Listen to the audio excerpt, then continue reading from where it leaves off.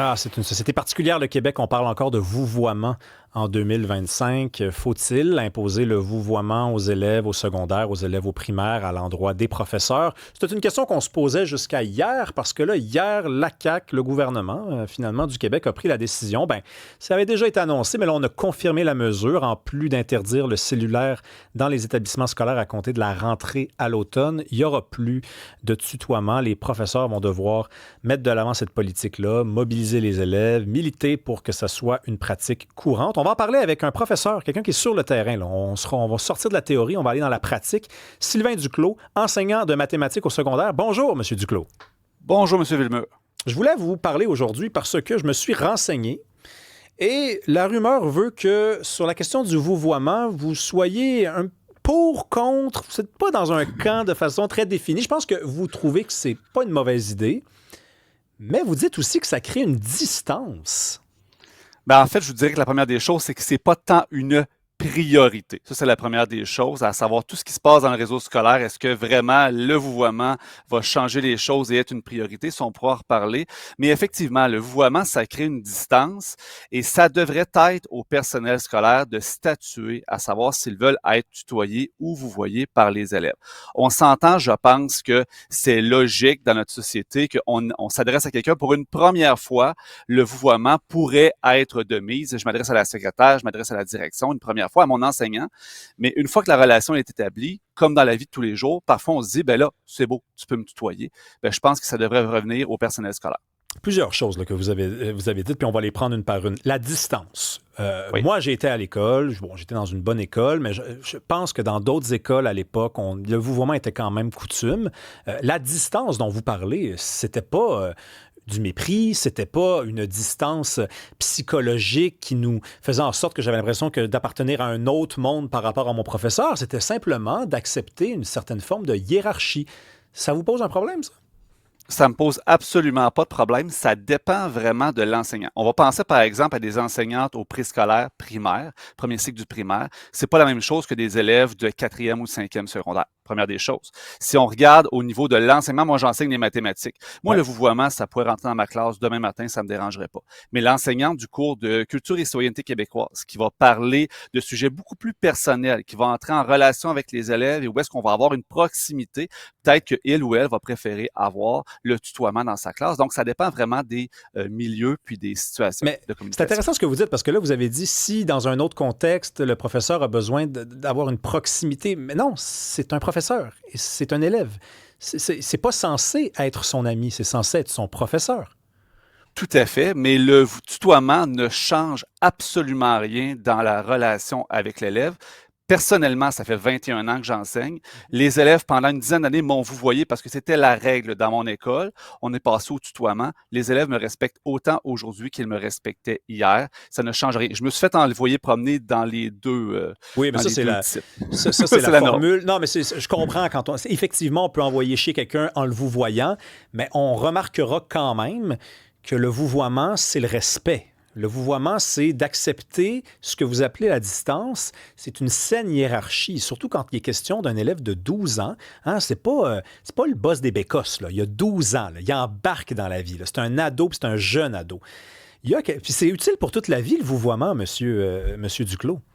Ah, mais je suis d'accord avec vous. Et comme je vous l'ai dit d'emblée, moi, je pense que c'est bien qu'on est dans les codes de vie des écoles, que lorsque je m'adresse à une personne, à un personnel scolaire, la première fois, par défaut, ça devrait être le vouvoiement. Ça, c'est ma position personnelle. OK. Maintenant, lorsqu'on est en Bon. relation, par exemple, une éducatrice spécialisée qui est en relation très, très pointue avec les élèves, elle, je pense qu'elle doit pouvoir faire du tutoiement.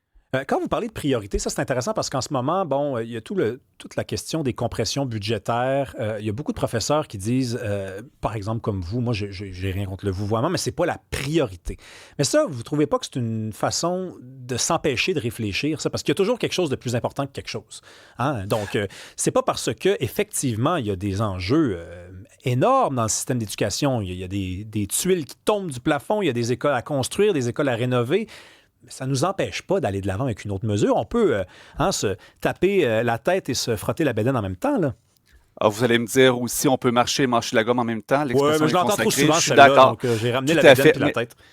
À ce niveau-là, je suis d'accord avec vous. Cependant, ce qu'on a l'impression dans le réseau, c'est deux choses. La première des choses, c'est qu'il n'y a pas d'écoute des gens sur le terrain et que l'on fait des réformes qui sont cosmétiques. Donc, on ne s'adresse pas au nœud du problème. On ne parle pas d'élèves en difficulté. On ne parle pas d'évaluation. On ne parle pas de ces enjeux-là. On parle de vouvoiement et de choses comme celle-là. Donc, c'est ça qu'on adresse lorsqu'on se dit que ce n'est pas une priorité. Oui. On ressort quand même d'une importante vague de négociations entre les syndicats et le gouvernement. Là, quand quelqu'un me dit qu'il n'y a pas d'écoute, là, je suis un petit peu sceptique. Fred? Je vous confirme qu'il n'y a pas d'écoute. Ah, ouais. Oui. Bonjour, M. Duclos. Je me posais la question, là, je vous écoutais, puis je me disais, est-ce qu'il n'y a pas des profs aussi qui bénéficieraient d'avoir cette forme de respect du vouvoiement, mais qui n'osent pas le demander, que cette réglementation va aider, dans le fond, en l'imposant comme une norme? Ben, moi, ça revient à ce que je vous disais au départ. Si c'est comme ça, par défaut, moi, je pense que ça peut être bénéfique pour les élèves, pour les enseignants aussi. Effectivement, les jeunes enseignants qui savent peut-être moins s'imposer, qui ont une moins bonne gestion de classe, ça pourrait leur donner un coup de main. Maintenant, à savoir, est-ce que ça va réellement être appliqué mur à mur?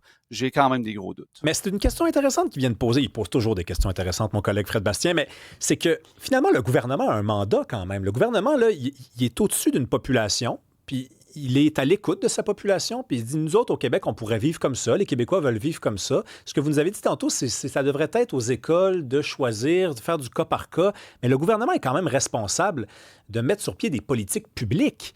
Hein? Donc, le vouvoiement, ça peut être une façon de vivre au Québec. Et peut-être que dans le milieu d'éducation, il y a une résistance à ça, puis c'est pour ça qu'il faut aller dans ce sens-là. Ben moi, si je vous reviens un peu en 2018-2019, Oui. la CAQ, lorsqu'ils se sont fait élire, leur promesse était de ramener les décisions dans les écoles auprès des gens qui connaissent les élèves. Et actuellement, 6 ans plus tard, on fait exactement le contraire. Comment ça se passe dans les écoles? Là, vous avez dit qu'il n'y a pas d'écoute. J'ai un professeur de mathématiques, un professeur d'école là, devant moi. C'est sûr que je ne vais pas le laisser partir comme ça. Est-ce que vous êtes inquiet pour la rentrée 2025 avec les compressions qui ont été annoncées? Puis concrètement, là, dans votre école, qu'est-ce que ça implique, ça, sans évidemment que vous nommiez l'école en question? Là? Ben, en fait, comme tout le monde sait que je suis dans quelle école, je ne donnerai pas des exemples dans mon école. Moi, je le Parce sais que c'est pas. toujours litigieux. J'ai un code d'éthique, donc je vais rester loin de ça quand même. Mais quand même, moi, ça implique dans les gens qui me parlent. C'est des TES de moins, des orthopédagogues de moins, des psychoéducatrices de moins. Actuellement, on a appris aujourd'hui qu'il y a des personnes on appelle ça les récits, ce sont des conseillers pédagogiques spéciaux à la grandeur de la province qui donnent la formation pour les jeunes en difficulté, pour les jeunes ayant des troubles de langage, etc., qui perdent complètement leur poste parce que ça a été coupé. Donc, il y a vraiment des impacts majeurs pour les élèves en difficulté. Puis on parlait tout à l'heure de cellulaires rapidement. On se disait, ben, on va enlever les cellulaires des écoles. J'ai rien contre la mesure. Encore là, je ne pensais pas que c'est une priorité, mais c'est correct. Faut occuper ces élèves-là. Ça va prendre du parascolaire, ça va prendre du sport, il va falloir les encadrer. On va avoir moins de personnel dans les écoles pour occuper les jeunes. On n'aura plus de techniciens en loisirs. Donc, ça risque d'être difficile encore. Merci, M. Duclos. J'aurais pu commencer l'entrevue en disant « Tu vas-tu bien? » Mais j'ai préféré vous demander « Comment allez-vous? » Saine distance, je pense, pour deux personnes qui ne s'étaient jamais rencontrées. Vous aviez été très sympathique. Merci beaucoup. Merci, au plaisir.